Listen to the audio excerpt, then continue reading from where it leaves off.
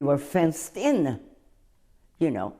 We lost our freedom emotionally and physically. This weekend marks the 75th anniversary of Executive Order 9066, signed by President Franklin Roosevelt. That order forced 120,000 people of Japanese ancestry into government camps for years. King 5's Loi Matsukawa has spent the past year speaking with those who endured this internment, and she starts her series with us tonight. David and Amanda, Western Washington was the first place in the nation to feel the effects of wartime incarceration. What President Roosevelt set in motion back in 1942 would touch Japanese Americans along the West Coast for generations.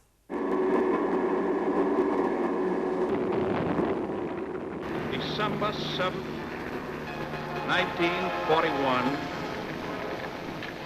a date which will live in infamy. After Japan attacked Pearl Harbor on December 7th, a worried Toku Shimomura wrote in her diary. Here's her grandson, Roger Shimomura. I turned on the radio and listened to the news. Our future has become gloomy. I pray that God will stay with us. With a stroke of a pen, President Roosevelt signed Executive Order 9066 on February 19, 1942. It forced 120,000 people of Japanese ancestry into desolate concentration camps for the duration of the war. No one was ever charged with espionage. Dorothy Yamaguchi recalls. The only crime then of those of us who were removed to inland concentration camps was that we happened to be of Japanese ancestry. If a person was 1/16 or more Japanese, he was condemned to prison. The very first to be forced out of their homes, 276 people on Bainbridge Island. I was surprised. Kei Sakai Nakao was 22 years old. They had 6 days to sell their things. Each person could bring just one suitcase. If you put one overcoat in your suitcase, you can't put anything else in. So whatever you could wear, wear it. This is the pathway taken by more than 200 Bainbridge Islanders that day as they boarded a ferry. They didn't know where they were going, for how long, or if they were ever coming back. As you get closer to Seattle, the island is getting smaller and smaller, and then you tell yourself, will I ever see my home again? There were 10 concentration camps across the United States. Most evacuees from Western Washington eventually ended up in Minidoka, Idaho. But they had to wait until the camp was built. Evacuees spent 6 months at the Puyallup Fairgrounds, living under the grandstands or in horse stalls. A PI reporter called it Camp Harmony. When they went into the horse stalls, it had all just been whitewashed. So there was straw and bugs and spiders that were sticking to the walls. And I was told I couldn't take any animals. I said, well, who's going to take care of Fluffy? And so my mother said she would buy enough food so that someone could take care of Fluffy for me. And I never saw Fluffy again. This was someone who was 6 years old, having to live in a horse stall after stuffing her own mattress with straw. The first train ride in my life was to Camp Minidoka in Idaho. Herb Tsuchiya and his best buddy, Yoshi Nakagawa, were just 10 when they arrived in Minidoka with their parents. Being young, I never realized what it meant for them to give up what they had, the grocery store on the corner, and to take my sister and myself as children to incarceration. They are not prisoners, they are not internees.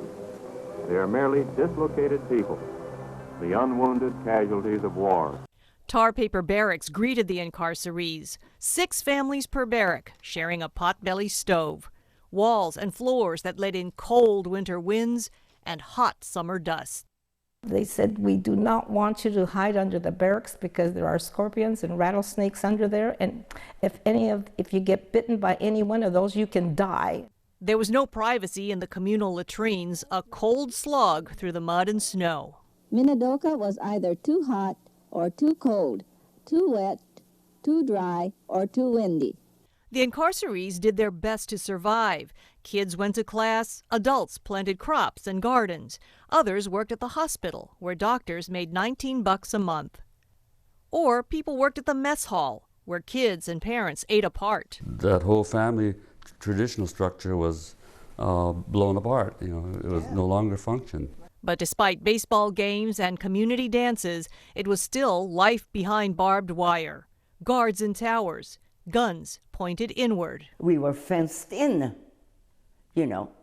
We lost our freedom emotionally and physically. Some incarcerees succumbed to hopelessness and despair. I hated my dad because he was so angry. Don Shimono was born in camp. His parents and 6 siblings forced out of Bellevue. Now he makes a pilgrimage to Minidoka when he can. And every time he took a picture, he was in a nice suit, you know, and standing tall and proud. And then I saw the other side of him after the camp. He was just sort of like a shell of himself. What would you like to say to him if he was here? Oh my God.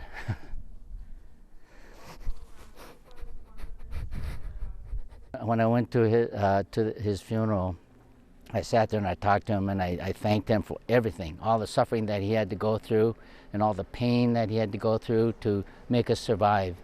In one of the great wartime ironies, nearly 1,000 young men at Minidoka volunteered for the U.S. Army, the most of any of the camps. My mother had 4 sons that were serving in combat military during that time period.